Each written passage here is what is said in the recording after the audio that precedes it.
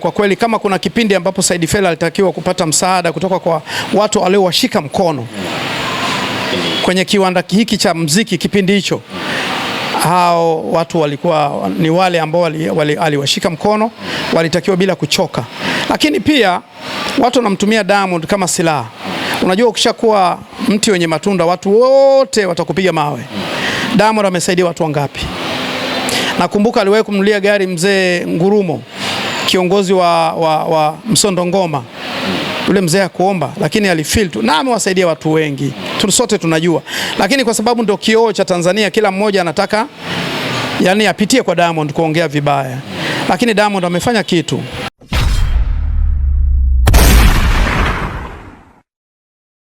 Kusalia kwenye mziki sasa hivi kuna kuumwa kwa Said Fella, mkubwa Fella. Moja kati ya watu ambao kwa hakika mchango wao mkubwa sana kwenye mziki wa Bongo Flava. Wewe ni miongoni mwa watu ambao mara kadhaa tumekuona kwenye kazi za mziki. Nakumbuka ulikuwa kwa king kwenye Ololufemi ya Jux mama na Diamond. Mwenye watoto wawili ambaye ni Jux na Diamond. Na nikaua kama ambavyo ulipata kushuhudia, niliua kinyama na Diamond alinikubali sana kwa mara ya kwanza nafanya naye kazi, kitu ambacho mimi nilikuwa natamani kwa sababu mwamba kishaenda duniani. Kufanya naye kazi kuna kwa namna moja ama nyingine unaweza kusogea, hata producers wakubwa wa muziki duniani wakakuona. Na yeye mwenyewe akaniambia mzee, kazi itakupeleka mbali kwa sababu kazi ni kubwa. Nikamwambia nashukuru sana. Jux naye akame salute, ni watu ambao wamenikubali na nashukuru nimepata hiyo fursa kufanya kazi na watu wakubwa kwenye industry ya music. Ingawaje nimeshafanya na wasanii wengi wa muziki, wengi sana wananitafuta. Kwa namna yote kuna hatua fulani nimekusogeza. Yes, kwa sababu mtu anakuambia bana mimi nimekuonea. Kuna mtu anaweza kukufuata kwa sababu kakuona kwenye tangazo. Kuna mtu anaweza akakufuata kwa sababu kakuona kwenye video ya muziki. Kuna mtu anaweza kukufuata kwa sababu kakuona kwenye filamu fulani au kwenye series fulani. Kwa imenisogeza pakubwa tu kwa sababu unapokutana na mtu anakiri bwana nimekuona kwenye project ya Ololufemi, sio jambo dogo unajua. Sasa kuna watu labda wanashindwa kunifikia tu. Wako nje ya mipaka ya Tanzania, wameniona na wamekubali lakini hawana namna ya kunifikia. Kwa hiyo inatuboost, video zile zinatuboost pia. Turudi hapo kwa sasa kwa Said Fella, swali langu la msingi. Mke wa Said Fella alikuwa kama amelalamika hivi, anasema mzee kwa sasa hali yake sio nzuri, yupo kitandani, anaumwa, lakini wasanii kama wamemkataa. Mmoja kati ya wasanii ambao wametajwa pale, Diamond, anasemekana kwamba kuna muda anapigiwa simu anapokea, kuna muda mwingine hapokei, wala kidogo Mbosso anakaa kwa binadamu, ana respond simu. Nilitamani nipate view kutoka kwako kwa hiki ambacho kinaendelea sasa hivi. Wasanii kama wanaonekana kumtupa mkubwa Fella. Ni sawa sasa muda wake umepita ama kuna makosa fulani huwa yanafanyika? Kuhusu hicho kipande cha Fella au mkubwa na wanawe, kwanza nitumie nafasi hii kumpa pole sana. Pole sana mkubwa. Dunia ina mitihani. Mwenyezi Mungu aliyekuleta duniani anakusudi na wewe. Inawezekana Mungu ameruhusu upitie changamoto unayopitia alafu baadaye akulete tena ili uwe mtamu zaidi. Nasi tunakuombea kwa Mwenyezi Mungu upate afya njema. Amen. Lakini pia nimpe hongera mke wake ambaye anapambana. Nimemsikia kwenye interview yake anasema siwezi kumwacha mume wangu. Bro, nafikiri hujaoa. Hongera kama umeoa. Aina ya wanawake kama mke wa Fella ni wa kutafuta kwa tochi mchana kweupe. Sasa hivi wanawake namna ile hawapo. Mwanamke anakufeel tu pale unapotimiza matakwa yake. Ukiyumba tu kidogo, na maana Said Fella sasa hivi ameyumba kwa sababu hana tena uchumi, anaumwa yuko kitandani. Lakini mwanamke anaapa mbele ya media anasema siwezi kumwacha mume wangu. Mungu akubariki sana shemeji yangu sana. Wanawake wachache sana wa design ile pale.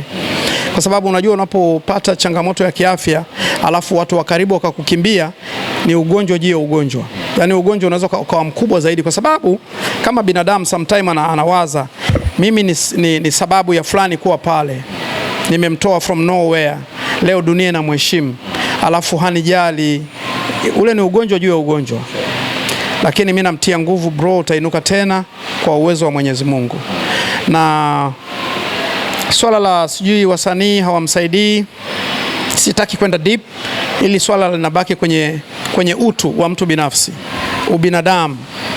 Kwa kweli kama kuna kipindi ambapo Said Fella alitakiwa kupata msaada kutoka kwa watu waliowashika mkono kwenye kiwanda hiki cha muziki kipindi hicho, hao watu walikuwa ni wale ambao aliwashika mkono, walitakiwa bila kuchoka. Lakini pia Watu wanamtumia Diamond kama silaha. Unajua ukishakuwa mti wenye matunda watu wote watakupiga mawe. Diamond amesaidia watu wangapi? Nakumbuka aliwahi kumnunulia gari mzee Ngurumo, kiongozi wa Msondo Ngoma. Yule mzee akuomba, lakini alifeel tu, na amewasaidia watu wengi. Sote tunajua. Lakini kwa sababu ndio kioo cha Tanzania, kila mmoja anataka yani apitie kwa Diamond kuongea vibaya. Lakini Diamond amefanya kitu. Ni meneja wake lakini. Ni meneja wake? Ni meneja wake mpaka sasa hivi? No, sasa alikuwa ni meneja wake. Mpaka sasa hivi. Mimi labda ni mshauri tu Diamond. Najua binadamu huwa tunafanya kwa sehemu, sometimes tunachoka. Usichoke mwanangu. Una jina kubwa, fedha unayo. Msaidie huyu mzee. Yaani kama uliwahi kufanya, nimesikia mke wake anasema aliwahi kushiriki katika safari ya kumpeleka India. Fanya tena Diamond mwanangu. Mungu atakuongezea. Huyu mzee amelalamika kwamba Diamond apokee simu zake sasa hivi. Kitu ambacho sio baraka. Sio baraka. Diamond, I'm sure you can do something for your dad, for your ex-manager. Do it. It's today. So kesho bro. Fanya leo. Hata akiondoka akuongelee kwa mema, sababu ana mchango katika sanaa yako. Hicho ndo ambacho naweza kusema, lakini siko hapa kumshtumu Diamond kama watu wanavyofanya. Lakini Mbosso pia safi sana mwanangu, ni mtu mwenye utu, moyo wako. Mungu akutunze na endelea kumsaidia huyo mzee na wengine ambao walipita kwenye mikono ya mzee. Mimi naomba nitoe kama wito, jamani, kuna kukosea, labda ulikosea ukuonyesha kuguswa, lakini kutokana na maneno yanayoendelea kuzungumzwa inaweza pia ni laana. Laana sio lazima mtu akwambie kuanzia leo usifanikiwe. Ni vile tu akisononeka. Kwa hiyo kama mnaweza kufanya kitu kwa ajili ya mkubwa Fella, fanyeni jamani. Nyinyi ni mmefanyika baraka kupitia yeye. Mungu awabariki sana. Kwenye hili mengi yamezungumzwa, negative hawezi kuwa tu mazuri na mabaya lazima zungumzwe. Dodobaya amezungumza, amesema kwa hiki anachopitia mkubwa Fella kama anastahiki. Ni miongoni mwa watu ambao wamedhulumu watu wengi na yeye alikuwepo kwenye kundi hilo. Kawataja watu wengi kina Zedi Anthony, amezungumza kwamba amewanyonya watu kwa upande huo. Kama dhambi sasa inakwenda kumrudia hivi. Natamani upime maneno ambayo Dodobaya anazungumza sasa hivi. Unahisi anastahiki ama kuna namna fulani huwa ameenda nje? Kama ni kweli ama sio kweli mimi na wewe hatujui. Lakini utu kwanza. Na huu sio wakati muafaka kwa kumwongelea vibaya mtu ambaye hawezi kujigeuza kitandani kwa jinsi ninavyosikia. Haya maneno yanaweza kawa hata yakasababisha akaondoka kabla ya wakati. Yanaumiza. Kwa hiyo tuangalie maneno ya kuongea. Of course najua tunahitaji content, lakini tuangalie sehemu ya kutengenezea content. Huyu jamaa anahitaji huruma yetu wa Tanzania kuliko wakati mwingine wowote. Lakini hata serikali, sababu yule ni diwani wa Chama cha Mapinduzi. Kama serikali haijafanya chochote mpaka sasa hivi, mimi nashauri viongozi wanaofuatilia interview yangu wamgeukie Said Fella. Amefanya mambo mengi kwenye Chama cha Mapinduzi na baadhi ya wasanii aliowatengeneza ndio wapiga kampeni wakubwa wa Chama cha Mapinduzi. Anao mchango. Yeah. Tumalizie. Gemu ya filamu kwa sasa kama imepamba moto hivi. Zamani maneno yalikuwa mengi, Kanumba kafa na gemu imekufa. Sasa hivi kama watu wanaanza kukubali hivi. Tusemeje sasa? Ilikuwa ni mitazamo, lakini mitazamo ya watu ambao hawana ufahamu wote kuhusu sanaa. Sio, unanielewa? Kipindi cha sanaa kilikuwa kipindi cha Steve Kanumba, kilikuwa kipindi cha analog. Utengeneze movie ili iende sokoni, kwenye DVD zilikuwa zinahusika na CD, si ndio? Sasa hivi ni online. Kipindi kile unatengeneza kazi yako, unaenda Kariakoo kwa Muhindi, una DVD zako au na ile master, unampelekea Muhindi, anakwenda anatoa kopi, biashara iko duniani. Lakini sasa hivi online kwa maana platform zote ziko online.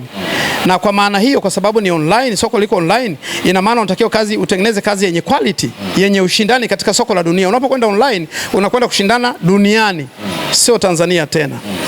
So amateur sasa hii ni professional. Kama ni professional, inahitaji uwekezaji mkubwa kuliko wa kipindi cha kina Kanumba. Kipindi cha kina Kanumba ukiwa na milioni 5, milioni 10, milioni 20 unatengeneza movie. Sasa hivi unatengeneza movie ya milioni 20, milioni 10, unapeleka kwenye soko gani? Hakuna. Kuna watu ambao, wasanii ambao Mama Samia, president wa nchi yetu, aliwapeleka Korea. Nakumbuka baadhi ya wasanii na baadhi ya maproducer. Kuna producer mmoja aliniambia walikutana na producer mmoja kule kwenye soko la Korea. Akamwambia budget ya chini kabisa kutengeneza series kule Korea ni bilioni 2. Budget ya chini. Sasa wewe leo unataka tufanye movie kubwa. Uwekezaji upo, na sio kwamba wawekezaji hawapo ambao wanaweza kuwekeza kwenye kiwanda hiki. Ili mwekezaji aje kuwekeza pesa ndefu kwenye kiwanda hiki, lazima kuwe na sera inayolinda mtaji wa mtu. Sisi hatuna sera ya filamu.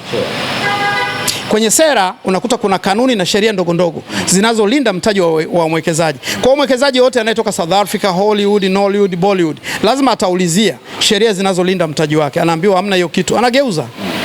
Kwa hiyo bado kama serikali na wizara, sasa hivi tumempata Mheshimiwa Makonda, ni mtu ambaye anachukuaga hatua, namfuatilia sana. Kiongozi anayechukua hatua. Mimi nafikiri kama interview itamfikia au watu wa karibu watamfikishia, analo jukumu. Aanze na sera. Hatuna sera. Tuna sera. Hiyo sera itasababisha wawekezaji wenye mitaji mikubwa kutoka Bollywood na Hollywood wafike hapa kuja kuwekeza, ili na sisi tuishi kama mataita, kama wanavyoishi mataita wengine Hollywood na sehemu zingine zote. Sisi tunadharaulika sana bro. Tunafanya kazi kubwa. Kwa mfano mimi yani mimi ni star mkubwa mpaka Kongo, Rwanda, Burundi, Kenya, Uganda, Malawi, Zambia. People knows me. Na sio mimi tu, ina maana watu wote wenye kariba yangu wanajulikana kwenye hizo nchi nilizozitaja.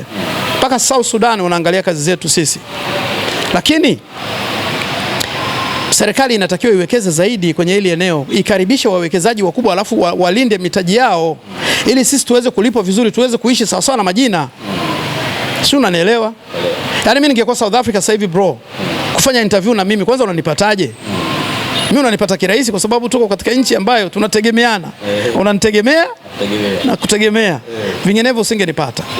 Kwa sababu celebrities wenzetu wakubwa kwenye nchi nilizozitaja ni multi-billionaires. Na serikali inachukua kodi ya kutosha kutoka kwa celebrities wakubwa na wasanii wakubwa wa hizo nchi. Na serikali ingevuna hela sana, kwa sababu watu wengi wameinvesti na wameingia kwenye sanaa hii. Zamani hii sanaa ilikuwa inaonekana ya watu walioshindwa maisha. Sasa hivi kila mwaka watu wanapo graduate kwenye vyuo mbalimbali, watu wanamiminikia huku. Watoto wadogo wadogo waliotoka vyuo wako wengi kwenye production na kama talent wako wengi. Maana yake nini? Maana yake kuna ajira huku. Maana yake kuna kodi huku. Kwa hiyo serikali inatakiwa iwe serious. Tungeni sera, pelekeni bungeni, ipitishwe, muanze kukamua ng'ombe ambaye sasa amenona. Yeah. Moja kati ya vitu ambavyo vimezungumzwa ile la mwisho sasa jana ni kuhusiana na kutokuja kwa streamer maarufu Tanzania, Aisha Speed, kama ulikuwa unafuatilia. Aisha unamfuatilia? Nitamani nipate view zako. Unaona kama ni nini ambacho kimepelekea mpaka Tanzania na sisi sasa mtu maarufu kama yule ajaja? Kuna sehemu sisi tunafeli. Niamini mimi. Sisi tuna vivutio bora kuliko Kenya. Na vingi kuliko Kenya. Lakini watalii wengi wanaishia Kenya. Wanaangalia mlima pale, wanaochungulia kwa Kenya, wanageuza. Wakiamini wameona mlima Kilimanjaro, lakini hawezi kuupanda. Ili upande lazima uje Tanzania. You understand? Kwa hiyo sisi tunafeli kwenye PR. Nikisema hivyo unaelewa nini? Kwenye matangazo, kwenye marketing. Watu wanao deal na hiki kitengo serikalini, eneo la marketing, hawajauza vizuri vivutio ambavyo viko Tanzania na historical sites ambazo ziko Tanzania, na hawajaiuza Tanzania kiutalii. Lakini pia wasanii tunao mchango mkubwa kuhakikisha kwamba pia watu wanaitambua Tanzania kwa upande wa movie. Kwa mfano kama sisi series ya Upepo kwenda kuifanyia Arusha, ni maana yake ni kwamba tumefuata vivutio ambavyo vinasababisha watalii washuke kwa mamilioni na kwa maelfu jijini Arusha. Sisi tumefuata hivyo vitu tuvilete kwenye series. Wacheza filamu, video mbalimbali za muziki, watu wanakwenda South Africa kufanya video. Really? Unafuata nini? Wakati mbuga tu ya Serengeti peke yake imekuwa mbuga bora yenye vivutio vingi vinavyowavutia watu wengi duniani, na imepata hiyo tuzo mara 3 mfululizo kama mbuga bora barani Afrika. Unaachaje mbuga hiyo unakwenda kushuti South Africa? South Africa kuna kitu gani ambacho kinavuma duniani? Cha ajabu. Tuna Ngorongoro Crater iko kwenye maajabu 7 ya dunia. Hayo maeneo uweze kufanya video, uweze kufanya series. Labda pia serikali ilegeze sasa masharti yake watu wanapotaka zile location. Kwa hiyo tunategemeana, unaona Kuna mambo mengi hayajakaa sawa. Mimi nafikiri watunga sera, mnaniona, mnanisikia, utuzi hawa kijiji wazee ni kelele. Kwa hiyo mnaweza mkachukua maneno yangu. Mimi siko kwenye serikali, lakini of course I know much kutokana na umri wangu. Na mwisho labda la kumalizia kwa watu ambao wanapenda kile ambacho Dr. Almasi the baddest dad in town anakifanya. Watu ambao wanapenda kazi zangu wanifuatilie kwenye akaunti yangu ya Instagram Dr. Almasi small letter Dr. Almasi _ unanipata, lakini Facebook Steven Almasi, STVEN Steven Almasi, utanipata. Utaona maajabu yangu huko, na posti kila kitu na chati na watu wangu, na mimi ndo star pekee ambaye nina chati na kujibu comments za wateja wangu kwenye Instagram, kwenye Facebook. Lakini pia ukienda kwenye channel yangu ya YouTube utaandika Dr. Almasi, Dr. Almasi, utanikuta huko. Na nafikiri wiki ijayo nitakuwa kwenye TikTok. TikTok ilikuwa imefungiwa, nafikiri unakumbuka, mpaka wewe na VPN, si ndio? Sasa hivi naambiwa imefunguliwa. Nafikiri kuanzia siku yote wiki hii nitaonekana kwenye TikTok. Nitafungua akaunti yangu mpya ili niweze pia kuchukua hela zao. Nasikia kuna hela kule. Vinginevyo endelea kufuatilia kazi za Dr. Almasi. Kuna mambo makubwa yanakuja mwaka huu, kwa sababu nimeanza kuproduce movie zangu mwenyewe za kwenye channel yangu ya YouTube. Yes, bado sijazitupia, lakini nafikiri kuanzia mwezi wa pili kuelekea mwezi wa tatu watu wataanza kunisoma. Lakini pia kuna project itanipeleka nje ya mipaka ya Tanzania mwezi wa tatu kuelekea mwezi wa 4. Ni kwa maana ya kwenda kuvunja rekodi ya Kanumba. Nafikiri Kanumba alituacha tu pale alipothubutu kutoka nje ya mipaka kwenda kufanya movie Nigeria na kuwaleta wasanii wakubwa wa Nigeria ambao tulikuwa tunawaona watu wa ajabu kuja kuwaona kwenye project za Tanzania. Sasa ndio sehemu ambako mimi naelekea sasa. Unaambia alichokifanya Kanumba Datu Lagos hakijawahi kufanyika? Nani kafanya? Labda unisaidie. Tusaidiane. Wamemleta Vanvika. Wamemleta. Wenyewe wameenda. Ndio tofauti ya Kanumba na watu wengine.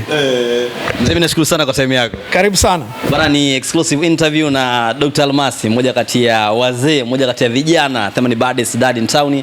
Anapatikana kuna mitandao yote ya kijamii. Nenda kwenye Instagram, andika pale Dr. Almasi. Unaweza ukamwona, ukafanya chochote, kama ni kumfollow, kama una lolote ambalo ungetamani umshauri, unaweza kwenda kwenye comment ama ukaenda DM ukamwambia kile ambacho ulitamani kumwambia. Lakini kwenye TikTok unasema mpaka next week itakuwa tayari ameshakuja, kutokana na mambo fulani upepo ulikuwepo, kama vile TikTok haijakaa sawa. Facebook anapatikana kwa jina la Steven Almasi kama sikosei. Nenda huko, nenda kamfollow, nenda kafanya chochote ambacho unaamini kwa kufanya hivyo utakuwa unampeleka zaidi, kama ni kulike, kucomment, kutazama video zake, utakuwa umetisha zaidi. Mimi nikwambie tu kwa yote ambayo tumeyazungumza, hebu nenda kwenye comment hapa tuambie vile ambavyo unafurahishwa na kazi za Dr. Almasi. Msafara wa mamba na kenge wakosi. Kama kuna namna yote ambayo inakukwaza pia mwambie kwenye comment. Unavyofanyaga hivi mimi siipendagi. Maliza mwenyewe. Oya, ukinichana ndio unanisogeza, na mimi natamani sana. Mimi watu wote ambao wako negative na positive ni watu wangu na wafeel kinyama. Karibuni kwenye channel zangu kama ambavyo umetajiwa, na kwenye akaunti zangu zote za social media. Asanteni sana. Nimekuwa na wakati mzuri sana na nyinyi. Asante.